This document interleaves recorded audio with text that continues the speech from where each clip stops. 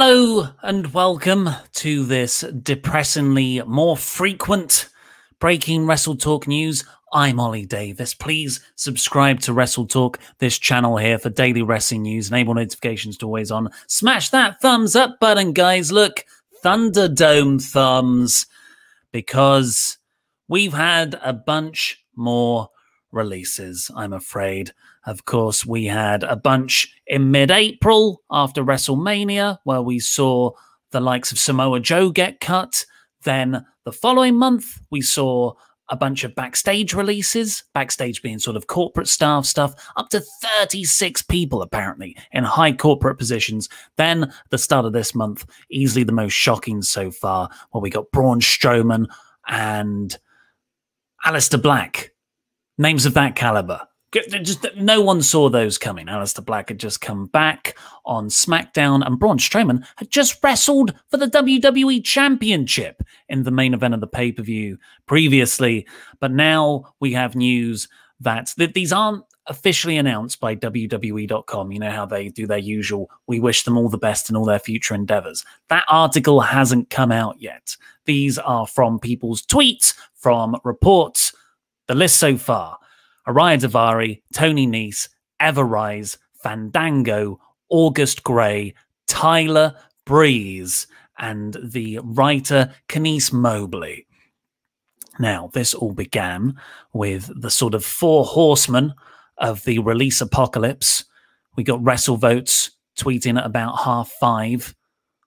A couple of shifty eye emojis. That's not good. Then Sean Ross Sapp, pretty much at the same time. Oh no, look, you can just see my terrible hair transplant. Let me just duck down a bit. There are more WWE cuts coming, staff and possibly talent. We've only heard of one staff member right now, the writer. I'll get onto all the individual stories shortly. Then we got Andrew Zarian. Andrew Zarian's been very reliable as of late. He's the guy that broke NXT moving to Tuesdays a couple of weeks before it happened. And he's been saying for about a month, really, 6 weeks, that there are more releases set to come. You can see him, his post on the last batch of releases there, the Strowman Aleister Black releases on June the 2nd. He said more to come, and today seems to be the day. And we also had John Alba saying that this continues the cost cutting by the company we've seen the last couple of months. So, same reason, folks. WWE need more money. Now, Sean Ross Sapp then went on to say that there was a big meeting called earlier in the day, and it was Nick Khan who was heading this up. Now, I'm sure many of you are now familiar with the name Nick Khan, but if you're not, here's a brief bio. He was a sports agent specialized in sports negotiation rights, and he's the guy that got the Fox deal for SmackDown, $1 billion. He's the guy that got the Peacock Premium deal, $1 billion. The guy's only got one price point, it seems like, $1 billion. Sounds like a good businessman, but kind of the more ruthless end of the businessman, because despite making all that money over here, he's looking at the rest of the company and being like, oh, but the money is going to places where it, might not have to. WWE's strategy for the last 3-4 years has been hoover up as much talent as you humanly can to deprive other promotions of wrestlers. Of course, All Elite Wrestling was one of those. The UK indie scene was one of those. That's why they started NXT UK. And WWE's roster has bloated to this. Just, it's way too big. Look, unfortunately, a lot of these releases need to happen because WWE have far too many people. They're not doing anything. These people are in the prime of their careers, and they're not wrestling in front of audiences. They're not getting their names out there. I think it would suck to be some of these people, to be Tony Nese and Ariya Daivari, just wrestling on 205 Live when no one watches. Of course, it sucks to anyone to lose their job, but you've also got to think that the mistakes aren't, oh, they're at WWE are releasing people. The bad thing is that 2-3 years ago when they signed these people with no intention of using them to the degree of their potential and just letting them sit there purely for a game of chess Whereas, you know, it's just like or not even chess. It's the spoiled kid going, nah, these are all my toys now. I don't want you to play with them. Even though, and you're like, but you're not going to play with them yourself. Yeah, but they're mine. That's what we've had. Oh, God damn, it's annoying. It's very annoying. So, yeah, Daivari, Nese, and Gray were the 205 live wrestlers released. Now, I will show you... Funnily enough, two of those people were scheduled to wrestle on tonight's episode of 205 Live. Here we have Austin Gray's tweet. Breaking news. Tonight's 205 Live main event has just been turned into a loser leaves town match. Of course, bit of a spoiler there, because Gray's losing, it seems. Austin Gray signed with WWE only last August. He was one of those Evolve guys that WWE bought Evolve, the wrestling promotion, last July, I think, and then brought in a lot of their talent. So Leon Ruff was another one of those. Austin Theory, I believe. So yeah, he's gone. But then I was like, well, who does that leave in 205 Live? So they've already removed Daivari and Nese from the Wikipedia page of 205 Live. They're hot on it, but I had this page open while Austin Gray was still listed. So they've got 1, Ari Sterling, Asher Hale, Kurt Stallion, Grayson Waller, Ikemen Jiro, and the Singh brothers. Brian Kendrick is listed down there, but I believe he doesn't really wrestle that much anymore. He's mainly a producer for SmackDown. 205 Live has 7 people in its roster. 205 Live has been a redundant... I'm sorry to all the people who wrestle in it and really do bust their ass for a show nobody watches. I'm sorry, but it's a show that nobody has watched for about 2 to 3 years. It is frequently not even in the top 10 shows on the NXT, on the WWE network. It makes no sense. I don't believe it's particularly licensed out to other countries either. It's dead content. And it's now got a roster of 7 people. This is not a show that's going to stick around, is my theory.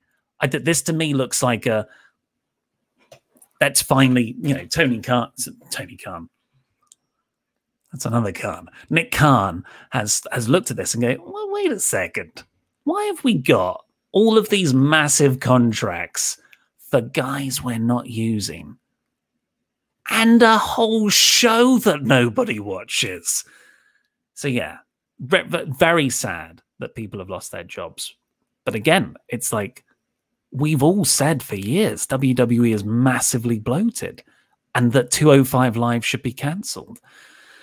So it's kind of like, well, it sucks, but can you argue with I can argue with the decision process 3 years ago to start it and to sign loads of people. I can argue with that, but the releases here, not really, unfortunately. Anyway, I'm getting too caught up in the whole 205 Live bit. Just one more bit on this. Sean Ross Sapp, of course, reported on Fightful Select earlier this week that NXT wants to put some more focus on the cruiserweight division. That, you know, we had that great Kyle O'Reilly Kushida match for the cruiserweight title that main evented this week's NXT. And we also had the debut of the Diamond Mine, Roderick Strong's new faction. All of this were plans to really emphasize the cruiserweight division in NXT. And he tweeted out, gutting the 205 Live roster was not part of those plans. And talk about gutting, like apart from the Singh brothers, there's no names on that roster now. It's either 205 Live is you know, surely that's going away and you just merge that roster in with NXT. I don't know. I think the name that everyone's most sad about, of course, names, Everrise, of course, in NXT. They had a match in this week's NXT. But Fandango and Tyler Breeze just sucks. I've got this tweet from Tony Nese in wonderful resolution there. Thank you, screenshot software. He just said, "Welp." And we've got this from Fandango, who said, "Thank you, Vince McMahon, Triple H, Stephanie McMahon. Thank you for the last 14 years. I truly appreciate it." Praying emoji. 14 years Fandango has been with WWE. And he's had like some incredible highlights. That was a song that got to like the top 30 in the UK iTunes charts, I believe, because it became such a meme. It took over wrestling shows in live crowds. He got over. And then, you know, Vince McMahon got bored of him. He fell down the card. And then he just has this excellent second wind as the Fashion Files with Tyler Breeze, and he gets Breezango together. Like a genuinely funny wrestling act in WWE, and that is rare. And you can tell that people like them because they used him in NXT for quite some time afterwards. Yeah, that's a shame. Particularly, you know, you think Tyler Breeze and how he came through the NXT system, Prince Pretty, all of those fantastic matches, and sort of an era that feels quite a few eras ago in NXT. He was sort of our first, you know. You had Neville around at the same time, but Prince Pretty, that match against Jushin Thunder Liger at TakeOver, just, yeah, it's a shame it's come to an end like this. I don't worry for them. I think they can go as a comedy act elsewhere. I think Impact would snap them up just like that. I think Tyler Breeze, if he wants to, I reckon he's got a great singles run left in him.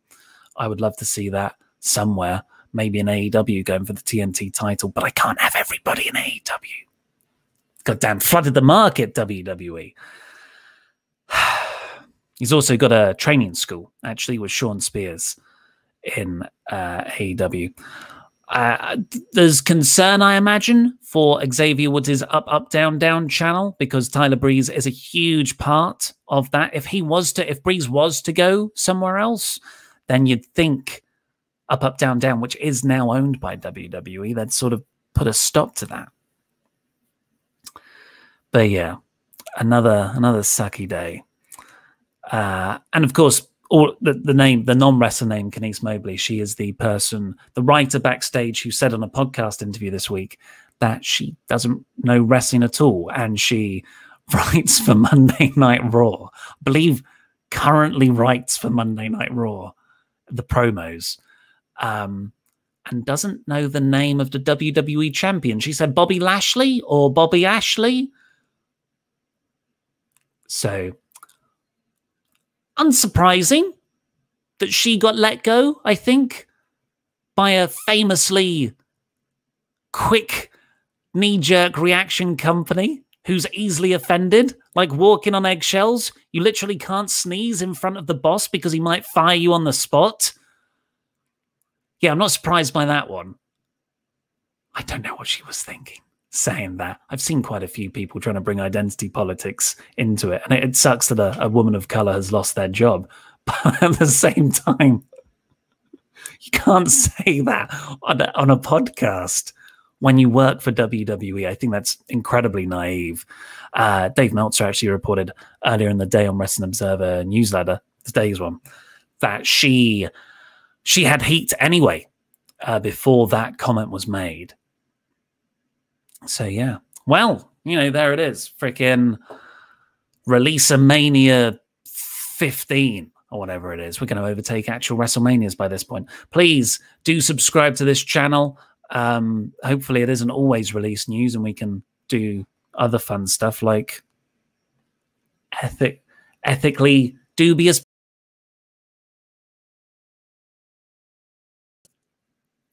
What else did WWE do that's bad? Just generally terrible Monday nights of Raw. But we also cover nice stuff as well. Seth Rollins bought a glass of lemonade from a girl's lemonade stand the other week because she was saving up for an iPhone. We take the wins where we can. Let me know what you think of these releases down in the comments. if, you know, this is still a developing situation, we don't know why these releases have happened. We imagine it's the cost-cutting excuse that they've given everybody over the last 3 months. But please do keep on checking at WrestleTalk.com, all the latest updates there, and subscribe to the channel. We'll have more news as and when it happens. And watch my video from earlier today. Oh no, it's Laurie's video. Watch Laurie's video. Yes, do that. And